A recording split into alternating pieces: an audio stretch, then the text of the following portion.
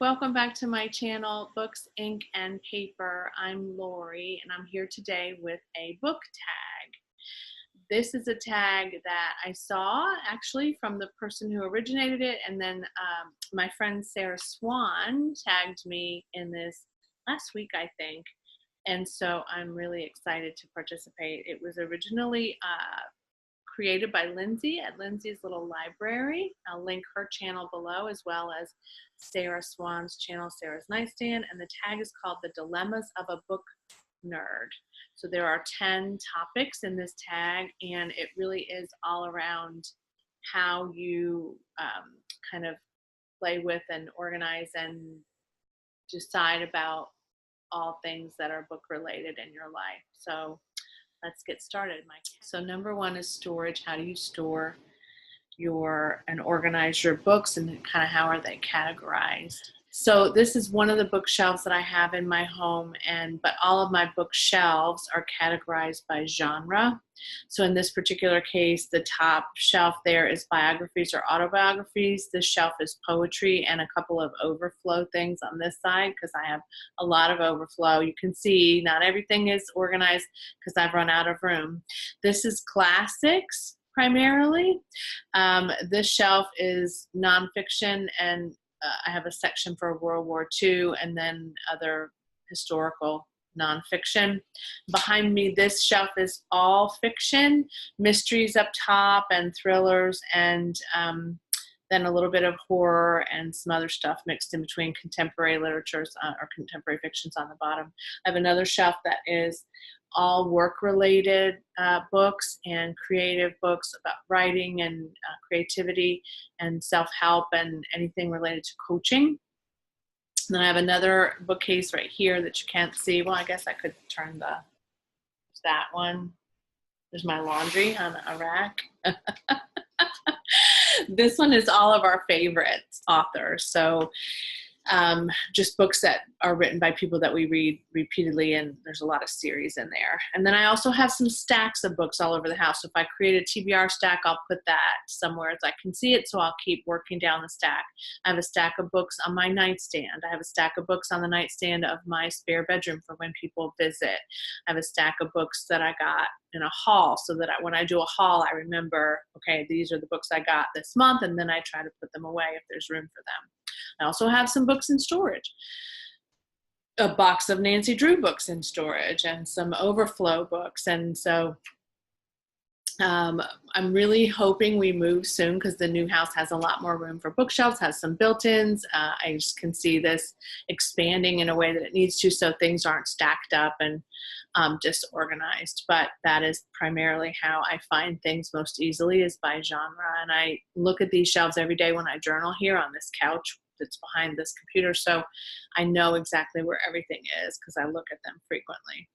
Number two, tracking. How do you keep track of what you've read and what you own? Not well.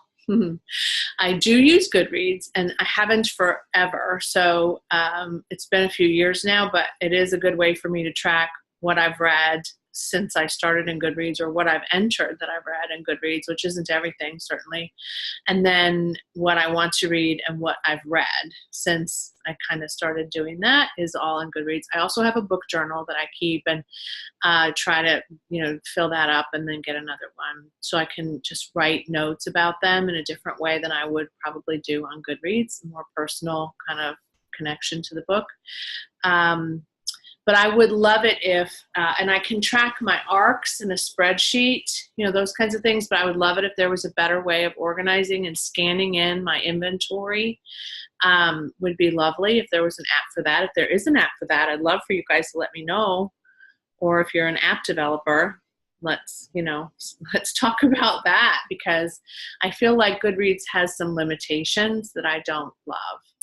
Number three, borrow. Do you lend out your books? Not the ones that are really important to me, no. I have done in the past, and I have not gotten them back, and that has been heartbreaking in some cases. I lent a set of novels that I've loved. by Ellsworth Thane. I guess I'll do a TBT on that one day, but they are out of print now primarily, and so I lent them to somebody. My former husband was military, and so we traveled a lot, and I never got them back from her. Now, luckily, my sister replaced them for me twice. Once after I said, oh my God, I never got these books back. My one sister replaced them, and then I lost them in Katrina, and so my other sister replaced them. So they're not apparently that difficult to get a hold of, but so I don't do that for that reason. I'll lend out books that aren't necessarily books I intend to keep forever, and I lend books out to people that I know will return them. But yeah, I'm not always happy about lending out books. No, have not always had the best success with that. Okay. Buying. How do you buy or acquire your books? I can't even hardly read my writing. So I'm ashamed to say I do sometimes buy books from Amazon. They're fast to arrive if I need them quickly for some reason, for work or something. And they can be pretty inexpensive. I buy Kindle books from Amazon, obviously, and Nook books from Barnes & Noble still. And so that is harder to do for independent booksellers.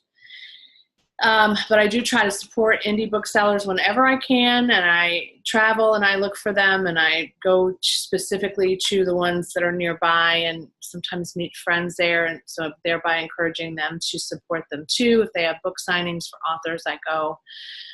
So that definitely happens. And then I also use thrift books because it supports my local library. They send the books that we all donate to them to thrift books, and then they sell them and send my library a check. So that supports my library financially as well. I will use Book Depository. I like them.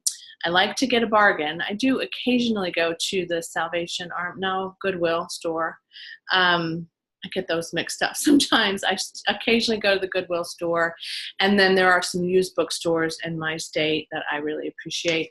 I frequent Little Free Libraries, and I'm signed up at NetGalley, and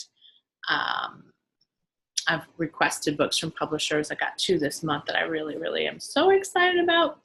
So I acquire books that way too. And of course, sometimes people bring them to me. My sister-in-law brought me 5 books this weekend. It's a beautiful day when somebody brings you or sends you a book for free. How do you pick number 5. How do you respond to comments? Happily, joyfully, excitedly. I love comments. Maybe for more seasoned booktubers, this is a challenge, but it's not for me, and I love them, so keep them coming.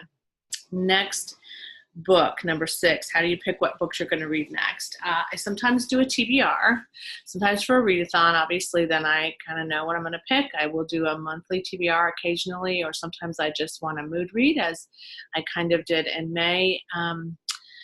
Sometimes I'll pick a specific TBR list based on what I kind of want to get backlisted, or my backlist list, kind of what I want to get read. So I recently picked a nonfiction TBR because I wanted to get some of those books off my shelf and read. They're important to me.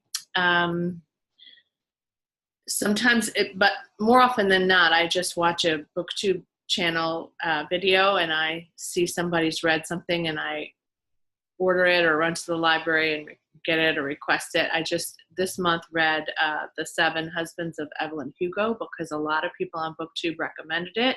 So I pulled it from my library and read that. I read, when I was in the library, I picked up another book just on a whim that was something that I had on my to-read list. And so I read, that happened for 2 books I read this month. And then I also just finished another one that I'd been on the waiting list for I was the 12th person on the list starting in February when it came out. So it took me a while to get to that one, but I luckily did finally get on the list and finish that. So, but when I request books from the library, that often is disruptive to my train of reading because I don't always know when they're going to come in. So I do like it better when I kind of have a plan. How do you, when you travel, how do you pick what book or books you plan to read on vacation? I do travel a good bit. We take several vacations a year, typically either weekend or longer trips. And this year we have 2 that are week long, maybe 3 that are week long, and a weekend or 2 here and there. And then I sometimes travel for work. So that's actually why I bought my original e-reader, which was my Nook, because I was traveling a lot at that time for work. I worked for someone else then, and I just thought that would be easier than hauling 4 to 6 books with me on a plane, which, believe me, I did easily and happily, and it was ridiculous because I didn't have time to read 4 to 6 books in the time that I was gone. But I always felt like I needed to have multiple options in case I didn't like one, or in case I finished faster than I thought, or whatever. So I do take an e-reader every time I travel. Actually, I take my iPad now because I can read a multitude of things from apps on my iPad that have books on them. And then I'll usually take at least one physical copy of a book and a couple of magazines too, because I like reading magazines in the airport, because you don't have to really, there's a lot of noise in an airport, so you can just kind of not be really, paying lots of attention to a novel or something. So I like to try to get my magazine stack down. My magazine stack is ridiculous. Number 8, annotate. Do you write in or highlight in your books? I never write or highlight in fiction books. I don't turn pages down either. I always use a bookmark or at least a sheet of notepaper. So never do I write in there. I will sometimes put a flag in to mark chunks that I want to read. I will sometimes put a flag in for quotes or things I want to write in my book journal about the book, or things I want to remember where they are. I will highlight on my ebooks too, and Goodreads now will remember where your highlights were, which is actually a nice thing that they added, I thought, because especially if I send them back to the library, I don't remember what I highlighted. However, nonfiction, books for work, self-help books, not any kind of nonfiction, yeah, I'll annotate or write. Classic literature, occasionally I will annotate, but mostly I did that in college. I don't do that very often anymore. Mostly I did it though for classes that I took in college. So I don't lend out nonfiction books very often, so I would never, though, lend out a book that I'd annotated or highlighted. Usually those are very personal notes that I put in those books, or applicable to me. And so that's another reason I don't annotate a book that I might give away, because, I don't necessarily want to do that to the person that's receiving it either. So there's that. Number 9, new or backlist. Are you reading mostly new books or backlist books? Both. It just depends on my mood. And I am trying to get through some things I haven't read. I have a lot of books I haven't read. I had I used to have a huge library of books, and I had read a lot of them, almost all of them. And then that library of books was flooded. And so I started over, and I said, we're never going to have this many books again. We both said, not going to have it. That's too many books out the door, brokenhearted. After it happened, hard to get rid of the books. And now we have at least probably that many books again. Yeah. So I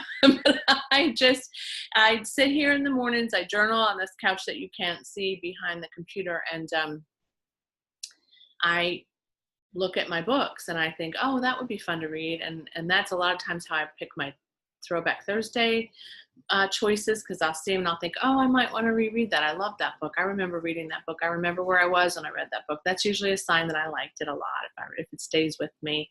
And so sometimes though I'll say, oh, I haven't read that Greg Iles novel. Let me take a look at that.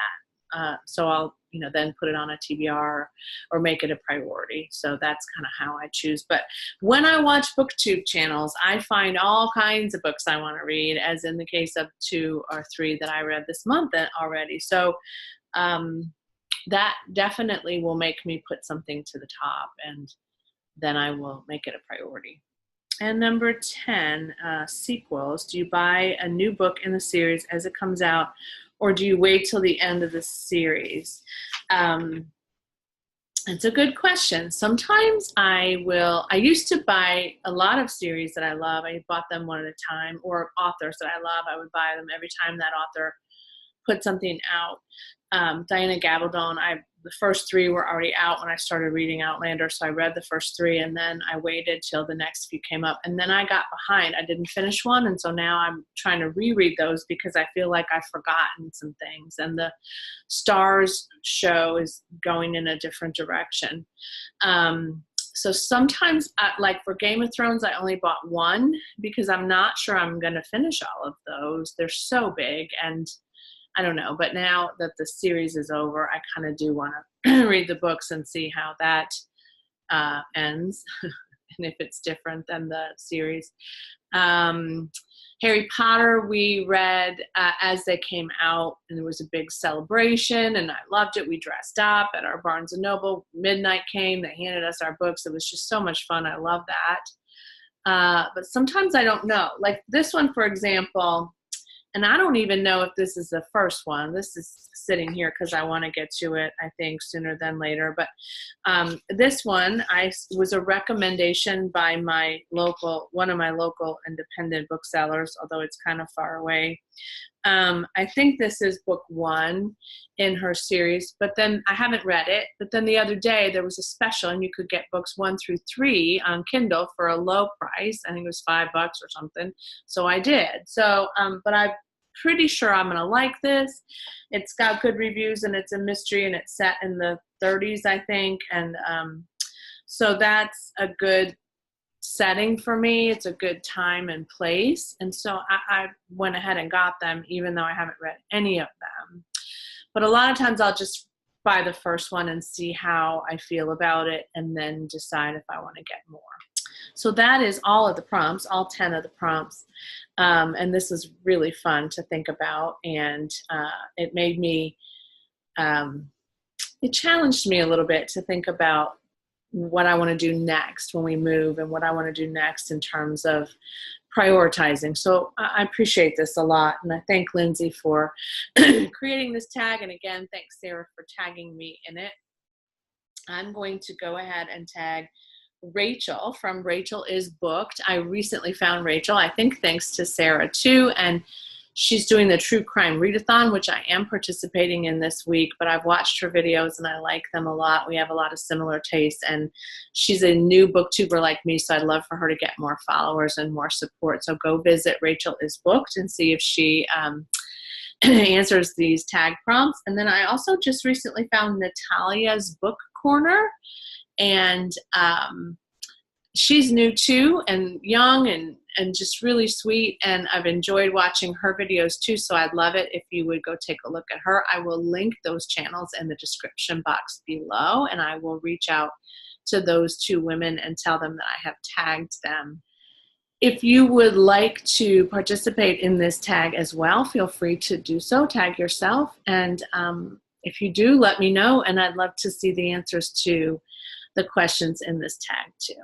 As always, thanks so much for your viewing today, taking the time to watch this, for your comments, your likes, your thumbs ups, your subscriptions, and your shares, encouragement. All of it is lovely, and I appreciate it so very much. As always, I hope you have a very, very happy reading day. Bye-bye.